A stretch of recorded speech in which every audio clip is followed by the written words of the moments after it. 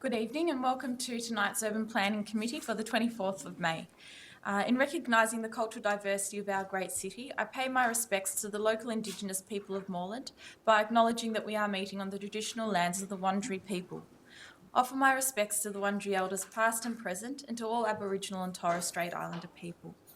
Now, as the Deputy Mayor and Chair of UPC is absent, I'll need a motion to appoint the new Chair. Councillor Riley? Yeah, I'll move that we appoint Councillor Davidson as the Chair for tonight's meeting. Thank you, Councillor Riley. Second. And second by Councillor Kavanagh. All those in favour? I declare that carried.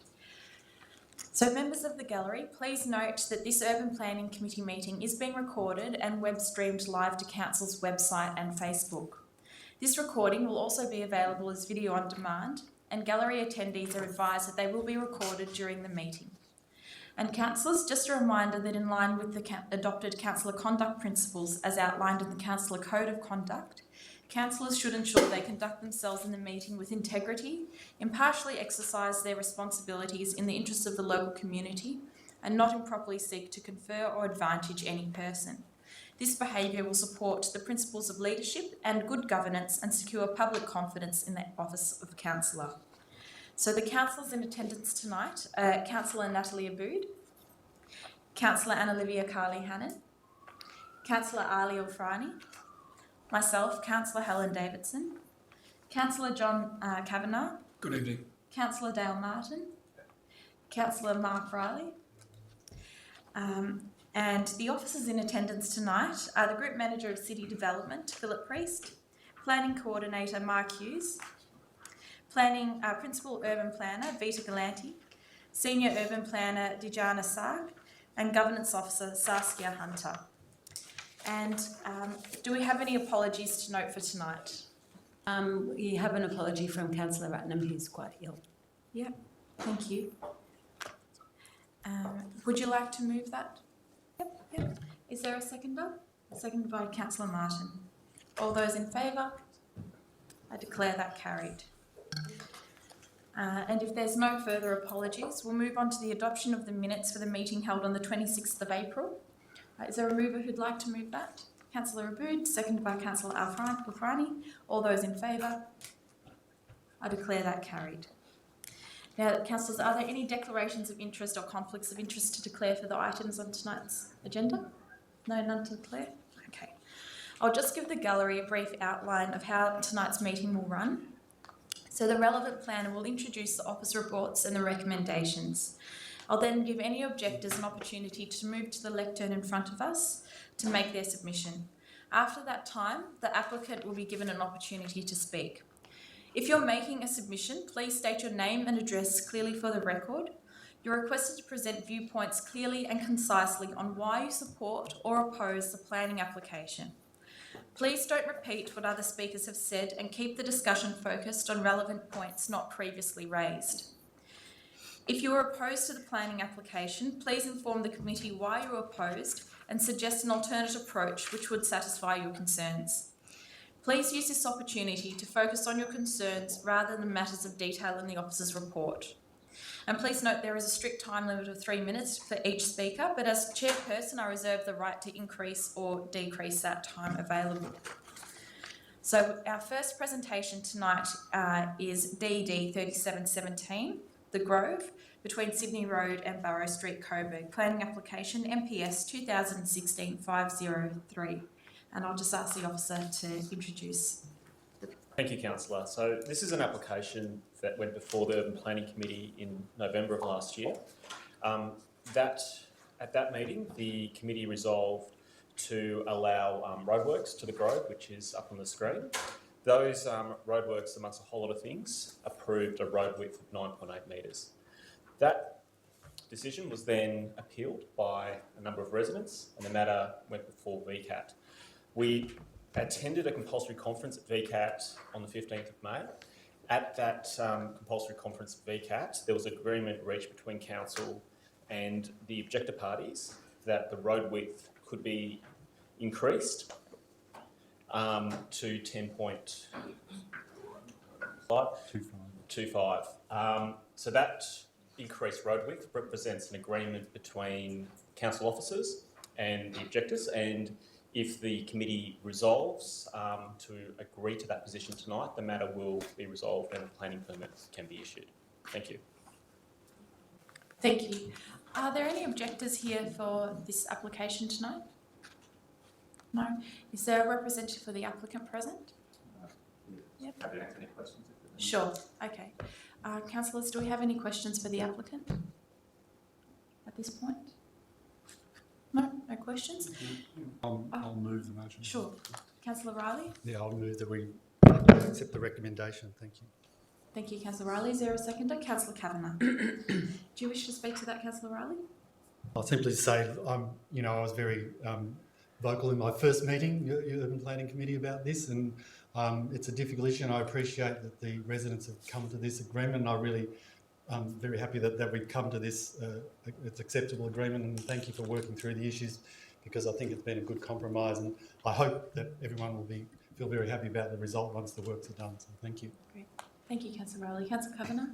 Yeah, just to reiterate those words, I'm pleased that the residents are satisfied at 10.25 metres. It still does reduce the road width and protects the trees, and that was our main concern on the night, to make sure that the trees that make the Grove such a beautiful street remain intact. Thank you, Councillor Kavanagh. Is there any further discussion or debate from councillors on this item? No? In that case, I'll put that to the vote. All those in favour? I declare that carried. And we'll now move on to DED 3817, 1 Davison Street, Brunswick, planning permit application MPS 2016-848. And I'll ask the officer to introduce the planning application. And I will also acknowledge that Councillor Bolton has arrived. Thank you.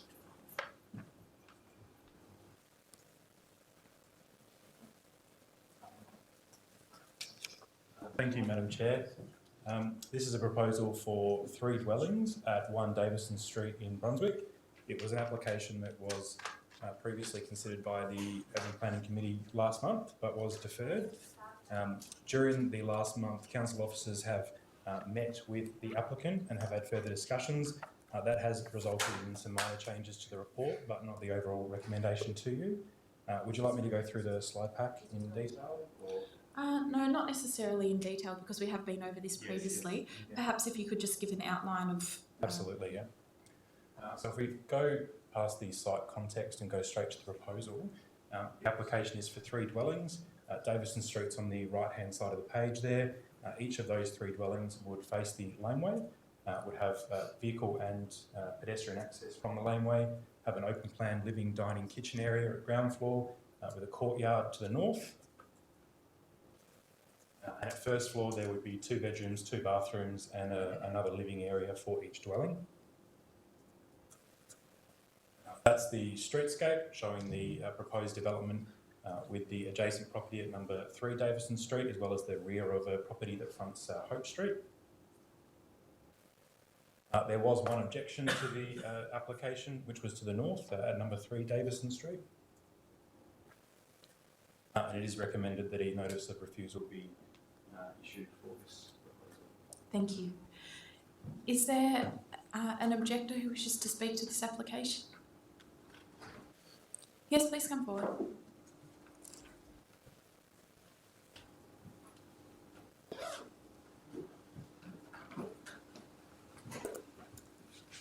Hello. As in the previous meeting, I still object to the 3 dwellings being put up at number 1 Davison. Restate your name and address? My name is John Cataporos. I'm at 3 Davison Street. Yeah. And I object to the 3 dwellings being put forth to be built Thank at you. number 1 Davison Street. My objections are, apart from character, the setting too far forward, setting too far to my property line. The other thing that I did do a bit of research on was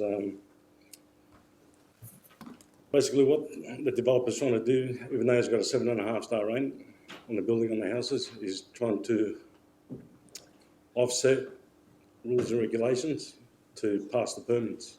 Now, I work for Victoria Police, so if you can't have a regulation and say no, you can't do something. If you know what the meaning is, I do. as in, if you've got rules and regulations, you've got to follow them. Yeah.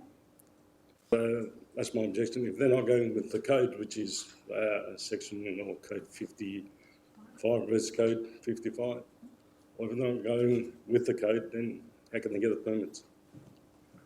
Understand. So that's mine in a nutshell. Yep, wonderful. Thank you very much for coming tonight and for expressing your concerns. We've only got the one objector, and as there wasn't a formal objection, I won't take that this evening. Is there a representative for the applicant present for this? Yes, did you wish to speak? I can speak quickly. Yes, that's Sure. Thank you for hearing us this evening. Last time we were here, we went into quite a lot of detail. Tonight we'll keep it high level and talk more about the principles, I guess, of the proposal and take any questions in detail if needs be. So to begin with, Katia, Sarah, Miranda, Chris, Peter and I bought 1 Davison Street in Brunswick to undertake a 3 townhouse project. This is because of the laneway interface to the south and the west, the existing building built to the boundary of Davison Street to our south, and a 2-level building being built hard up against the boundary over both levels immediately across the street. A 3-level building under construction to our south, the neighbour to our north's backyard being entirely covered and a front yard containing a carport built hard to the street, multiple examples of rear 2-storey buildings within the immediate context of our site, and professional planning and legal advice in support of our proposal. We believe that our proposal passes the common sense test. It is a reasonable anticipated response given a quick study of the immediate surrounds of the site highlighted by our reasoning for buying the site covered above. Our proposal received a single objection from our neighbour to the north. Deep-set community objection to our proposal does not exist. In fact, our 2 most immediately impacted neighbours to the south have both been supportive of our proposal. They recognise the aesthetic and safety benefits of our proposal will provide to their rear laneway interface. They're also appreciative of their opportunity to get to know the very people who plan to move into the completed project. We acknowledge that our proposal would not be appropriate were we located even 1 block to our north. We do not believe that our proposal threatens broader neighbourhood character, nor does it set a precedent for increased density in inappropriate locations. Being a bookend site with multiple laneway interfaces and significant precedent for very similar development outcomes on bookended sites within the immediate context of 1 Davison Street, we feel that our proposal is worthy of support. I'm going to talk a little bit about the alternative housing choice as well. So housing affordability is an issue of critical importance, increasingly finding itself on the national agenda. Moreland finds itself at the centre of the affordability debate. Significant numbers of people are no longer able to buy a home on land where they want to live. It is a reality that the high-density apartment development market is failing to provide quality housing options for people wishing to live within Moreland and contribute to a strong, connected and prosperous future community. Our proposal for 1 Davison Street provides an alternative housing choice between a full-size block of land and an apartment. Our deliberative development model of involving the people who plan to live in the project from the very beginning of the process. Yep, I've just got the 3-minute time frame coming up. 30 seconds, is that right? Keep going. Also significantly increases affordability.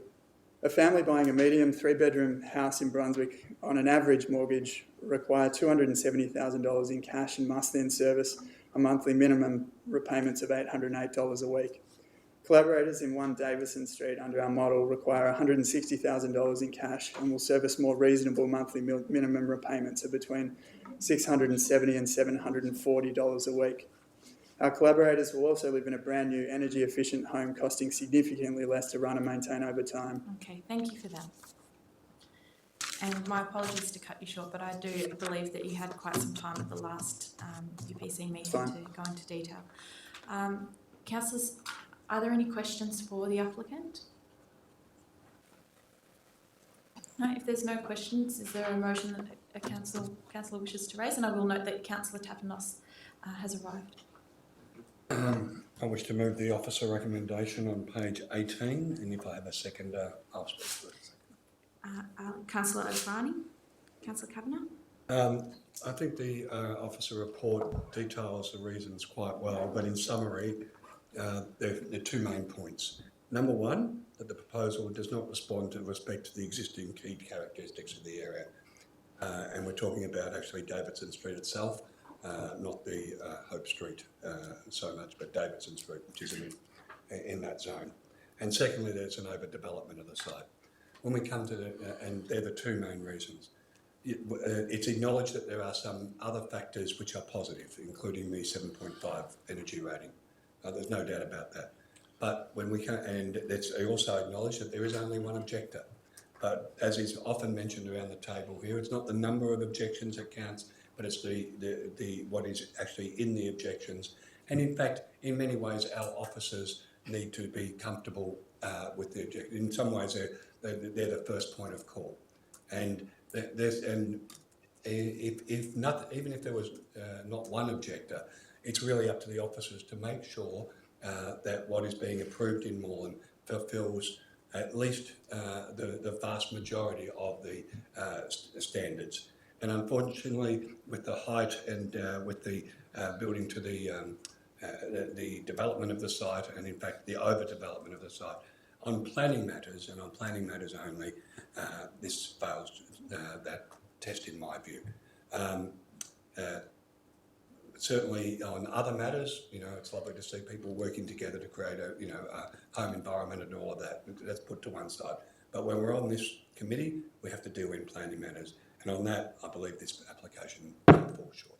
Thank you, Councillor Kavanagh. Councillor O'Fahony, do you wish to say a few words? Very briefly, I believe Councillor Kavanagh's wrapped up why I believe councillors should support a motion to refuse a planning application in this instance.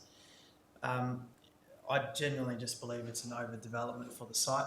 I remember a fellow councillor saying to me, I only want to see development in the south or in Brunswick. That's not true. It needs to be in the right spot.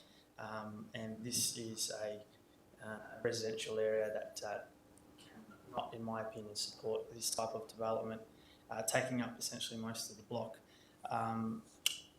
Whether it be 3 units in Falkner or 3 units on one block in Brunswick, I'll be pretty consistent, but this is a micro site compared to the land in Falkner where I typically object to those type of applications. So in consistency, I will be moving a refusal on the grounds set out by the resolution. Thank you. So just for clarity's sake, you're seconding Councillor Kavanagh's? Yes. Yeah. Councillor Abood? Yes, I won't be supporting the recommendation. It's been very tough to make this decision, and I feel a little bit sick and nervous, but I'm a councillor, so that's just how it is. To me, this is an example, and I appreciate all of the hard work that everyone has done on this particular application, but it represents for me a situation where we can clearly see that the res code is flawed. And I feel very reluctant to consider that I'm going to have to approve developments in other parts of the city that fit within the res code and are an absolute piece of rubbish for the people who are going to live in them and for the environment and for the city. And so that's all. Thank you, Councillor Abood. Are there any other councillors who wish to speak to this item? Councillor Martin? I also rise to speak against the officer recommendation. For me, we look at this site, we have a deliberative development model, a very high quality development. We see so many poor quality housing developments come through every single time we sit on this panel. And for me, I mean, you look at the stats, it's a 7.5 star thermal rating, double glazed windows, 2,000 litre water tanks, electric vehicle charging points, small shared garden, there's no shading on the neighbours, and I would not support this development at any other residence in that street. But because of the location and the south and west facing laneways and being able to have